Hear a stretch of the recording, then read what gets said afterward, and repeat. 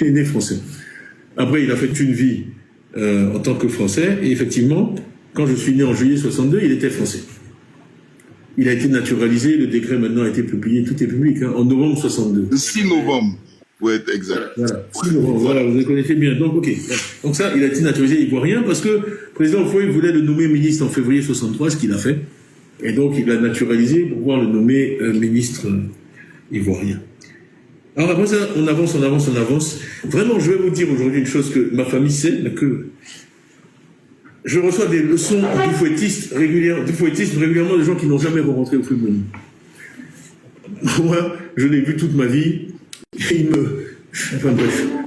Houphouët, ma mère est morte le 20 octobre 1984. J'avais 22 ans. Et il m'a appelé, il m'a dit, voilà, toi et moi, on est pareil, moi aussi j'ai perdu ma mère très jeune, je sais la souffrance que ça représente, je vais maintenant m'occuper de toi directement, je t'avais confié à ta mère, tu es très important pour la famille, je vais m'occuper de toi directement. Donc à partir de ce moment-là, il me recevait tout le temps. Les gens qui me fréquentaient à l'époque savaient que bon, ben, quand j'étais à Abidjan, il fallait que je déjeune, que je dîne avec lui. J'allais à dîner 2 fois souvent à 22h avec mes copains, etc. Parce que je ne voulais même pas leur dire où j'étais à 20h, parce qu'ils voulaient que je vienne. Tout ça pour dire qu'ils me suivaient de près, je lui apportais mes notes scolaires chaque trimestre. Et donc, à Pâques, pourquoi toute cette affaire? D'où elle vient? Quelle est la genèse de toute cette affaire? À Pâques 86, je devais sortir pratiquement de l'école des mines, je suis venu le voir. Moi, mes frères étaient rentrés en Côte d'Ivoire après leurs études. Mon frère Daouda, à l'époque, il dirigeait la CIR, il était rentré en Côte d'Ivoire après ses études. Mon frère Boubacar, il était à Square. Mon frère Augustin, lui, il était resté ici. Mon frère Aziz était rentré, il était patron de la CCG à Duès. Donc vraiment, je suis venu le voir très naturellement en disant, bon, tonton, moi je finis, qu'est-ce que je vais faire? C'est lui qui m'avait dit d'aller à l'école des mines, soit après Polytechnique. Donc il me guidait et je lui dis, qu'est-ce que je vais faire? Et il me dit, il n'est pas question que tu rentres. Tous ces gens qui s'agitent savent pas que c'est Houphouët qui m'a dit de rester à l'étranger. Et j'étais extrêmement mécontent. C'est une des fois dans ma vie personnelle. Vraiment, je suis rentré à la maison. Mon père était là, et vraiment, je n'étais pas connu. Mais qu'est-ce que j'ai fait? Pourquoi moi, toute ma famille, les gens frères n'ont plus rentré? Moi, je dois rester en France. Et il m'a dit, tu as fait de telles études que ça va être difficile de te trouver un patron ici. Pour que tu continues à apprendre, à te développer, il faut que tu travailles avec des gens d'un certain niveau. Et c'est en France ou à l'Occident tu vas les trouver. Donc va. C'est comme ça que je me suis retrouvé en France, avec un problème de papier, étant embauché chez McKinsey, et jusqu'en février, je n'étais pas payé. Parce qu'il m'avait donné une bourse extrêmement prestigieuse, mais qui ne pouvait pas donner un nom français. Donc c'était compliqué. J'avais jamais fait de papier français. Mon père, effectivement, quand on est français, de naissance, c'est inaliénable. C'est un État, c'est un droit, vous êtes français. Bien. Maintenant, je n'avais jamais fait de papier français, etc. Donc les gens ont commencé à chercher une solution. Et les Français ont dit, bon, ben, c'est simple, on va le naturaliser. Mais là aussi, il faut comprendre qu'il y a plusieurs types de naturalisation. Hein, il y a ce qu'on appelle la naturalisation en surabondance. Il y a même un arrêt qui dit, les ressortissants des territoires d'outre-mer qui avaient le statut particulier d'originaire des 4 communes du Sénégal conservaient un lien juridique avec la nationalité française malgré l'absence de déclaration formelle lors des indépendances. Cette jurisprudence s'applique directement à mon cas. C'est une pratique administrative qui permet aux personnes dont la situation est juridiquement imprécise en raison des évolutions législatives post-coloniales de sécuriser leur statut par un acte formel. Donc, vraiment, mon cas, et c'est précisément le cas de Tidjane Dia. Donc, mon cas tombe dans cette catégorie-là. C'est ce qu'on appelle une naturalisation par surabondance. Donc, l'article 48 ne peut pas s'appliquer à moi. Parce qu'on ne peut pas acquérir un droit qu'on a. Je n'ai donc pas acquis la nationalité française. C'est le cœur de l'article 48. Celui qui acquiert une autre nationalité, je n'ai pas acquis. On ne peut pas acquérir quelque chose qu'on a. Je ne sais pas dans quel français expliquer ça. On ne peut pas acquérir quelque chose qu'on a. Quel que soit l'acte administratif qui est posé. L'acte administratif ne va pas conférer la nationalité française, plutôt je l'avais. Donc, comme on a de la chance, on est désespéré, on nous demande tout le temps de démontrer qu'il était français. On habitait, il y a toutes nos photos d'enfance, on habitait dans une très belle villa à l'Indénié, au plateau, qui est la propriété de la France. La France n'a pas l'habitude de loger des étrangers dans ses résidences officielles. Jusqu'à ce qu'on parte au Maroc en 66, on habitait là-bas. Moi, je me souviens très bien de cette maison. C'est une maison de fonction française. Bien. Donc, le fait qu'à l'époque, il y avait des relations de la France et de la Côte d'Ivoire qui faisaient que c'était pas grave, les Français, il n'y a pas de visa, il n'y a pas toutes ces choses-là. Et c'est extraordinaire parce que j'ai mon dossier. Ils m'ont naturalisé et c'est après qu'ils m'ont dit de remplir un dossier de naturalisation. Pour dire à quel point c'était une opération anormal.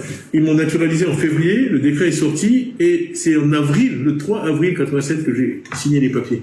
Et c'est extraordinaire parce que j'ai le dossier, j'ai une partie du dossier, et en fait, en face de Père Tia Mamadou, né 5-23 à Dakar, j'ai mis nationalité ivoirienne, virgule, française. C'est dans mon dossier, dans mon prétendu dossier de naturalisation. Voilà.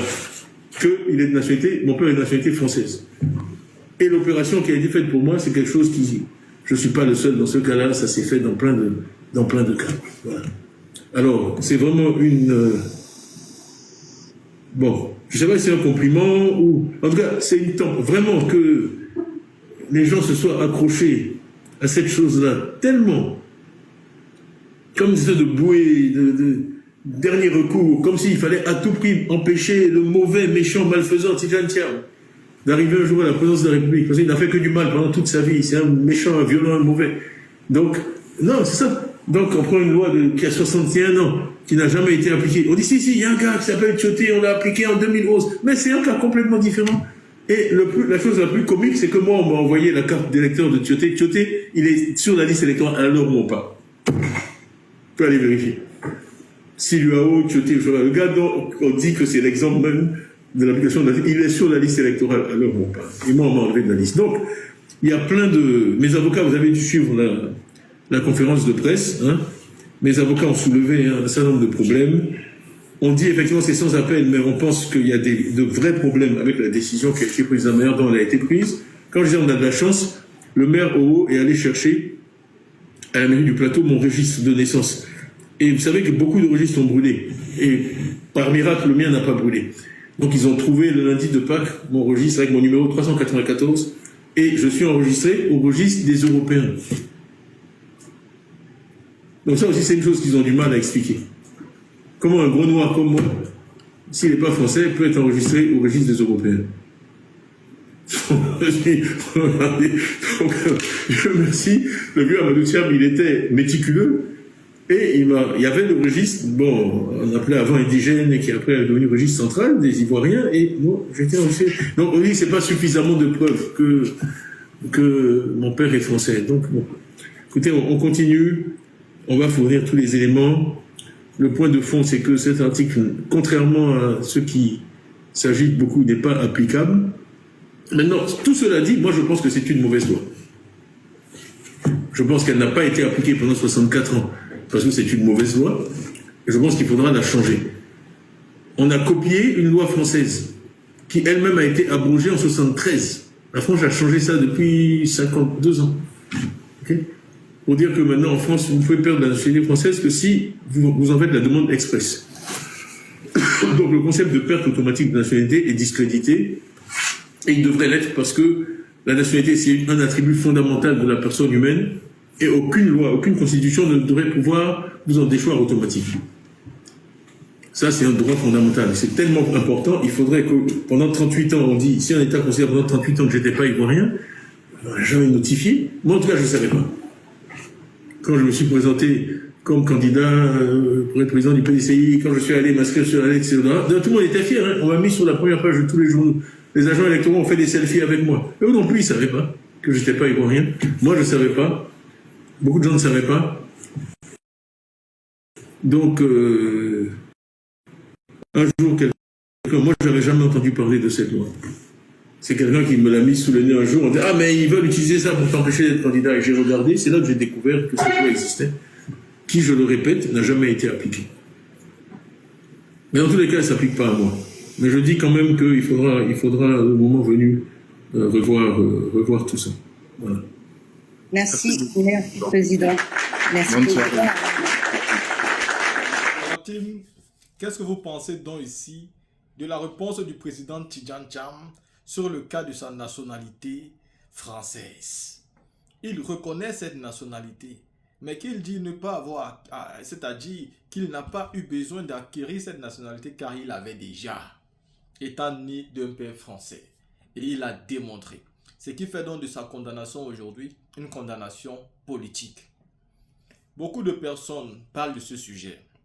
Et c'est vrai qu'il peut y avoir des manipulations pour nous pousser à trouver que le président Tidjane Thiam n'a pas une nationalité ivoirienne ou bien il n'a pas été naturalisé français parce que son papa était français.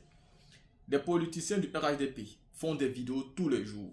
Si et là, ils parlent de vidéos parce qu'ils nous ont fait croire que le problème était que Tidjane Thiam vienne annoncer à Mondovision qu'il veut laisser sa nationalité française. Là n'est pas le problème. Parce que si Tidjane Thiam a déjà laissé sa nationalité française, ça n'impacte à rien le fait qu'il avait déjà la nationalité française. C'est-à-dire qu'il a été naturalisé depuis fort longtemps. C'est pas parce qu'il laisse ça. Si vous partez avec Tidjane Thiam devant les tribunaux, il vous gagne. Il vous gagne parce qu'il a été naturalisé. Si on doit respecter l'article 48 de la nationalité, Tidjane Thiam n'a donc pas, c'est-à-dire n'a pas eu la nationalité comme des étrangers qui peuvent demander une nationalité. Vu que son papa était déjà français, il a obtenu la nationalité de son papa. Aujourd'hui, je pense vraiment que le RHDP est dans une grosse manipulation pour écarter un adversaire très sérieux. Oui, un adversaire très sérieux. Vous savez, il n'y a pas à mentir aujourd'hui. Tidjane Thiam aux élections avec le président Laurent Gbagbo et Soro Guillaume, ces trois-là ont la certitude à 2000% de battre Alassane Ouattara. Déjà même qu'ils n'ont pas besoin d'être à 3 pour battre Alassane Ouattara. Le président Gbagbo seul bat M. Ouattara. Tidjane Thiam seul bat M. Ouattara. Soro Guillaume bat M. Ouattara. Tous battent M. Ouattara.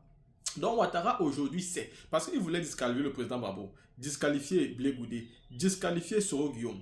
Et il voulait laisser Tidjane Thiam. Mais il a vu la popularité de Tidjane Thiam qui est en train de monter. Tous les jours ça monte, tous les jours ça monte. Il s'est dit, si j'élimine Gbagbo, j'élimine Soro, j'élimine Blé Goudé et je laisse Thiam, même Thiam là va me gagner. Donc autant aussi éliminer Thiam. Donc il est en train de disqualifier tous ceux-là même qui peuvent gagner, qui peuvent le gagner si jamais il y a élection. Donc aujourd'hui, moi je ne vais plus être là de ceux qui... Tidjane Thiam aujourd'hui, dans cette vidéo-là, il nous explique comment il a pu obtenir sa nationalité. Et si le concerné lui-même connaît que voici la route qu'il a eu à prendre, pourquoi ceux qui sont au pouvoir vont venir nous dire qu'il est en train de mentir? Si vous parlez de l'article 48, mais il vous démontre qu'il a été naturalisé français, donc cet article 48 ne s'applique pas à lui. Respectez cela et mettez son nom dans la liste électorale. Ça c'est clair. En fait, c'est politique. Des fois, on peut se laisser distraire par la manipulation du RHDP et c'est où il faut qu'on reconnaisse qu'ils sont trop forts. Parce que le fait de multiplier des publications, d'utiliser les chaînes de télé, vous savez, toutes les chaînes de télé de Côte d'Ivoire appartiennent au parti au pouvoir. Et du coup, ils utilisent ces chaînes de télé tous les jours. Ils nous amènent même souvent à combattre contre un opposant qui pourtant est en train de les menacer. C'est vrai, Tidjane Thiam dans sa communication peut souvent faire beaucoup d'erreurs. Moi, je suis totalement d'accord. Mais sur ce cas de nationalité-là, le parti au pouvoir là, déjà qu'eux-mêmes n'ont pas le mérite d'être là. Il ne peut pas venir apprendre à Tidjane Thiam aujourd'hui s'il est français ou s'il n'est pas français. Le monsieur dit qu'il a été naturalisé. Si son père était déjà français, où est le problème? Où est le problème? Partez avec lui en justice, mais il faut que le droit soit dit. Parce que si le droit doit être dit, on doit tenir en compte le fait qu'il était déjà naturalisé. Et dans cette nationalité-là, il ne l'a pas demandé en coup de chemin. Il l'a obtenu de par son père. Mais quand on obtient quelque chose de par son père, on ne peut pas être responsable de ça. Et la loi a tenu compte de ce fait-là. Donc mettez le monsieur son nom dans la liste électorale et puis on va tester quelque chose. Arrêtez d'avoir peur, arrêtez de trembler, mettez son nom dans la liste électorale et allez au front avec lui.